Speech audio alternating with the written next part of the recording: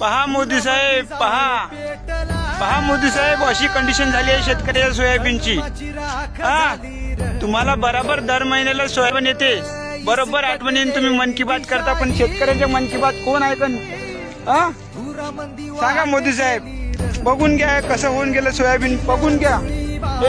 इथे सोयाबीन पिकलं नाही, काही नाही. का करायचं शेतकऱ्यानं?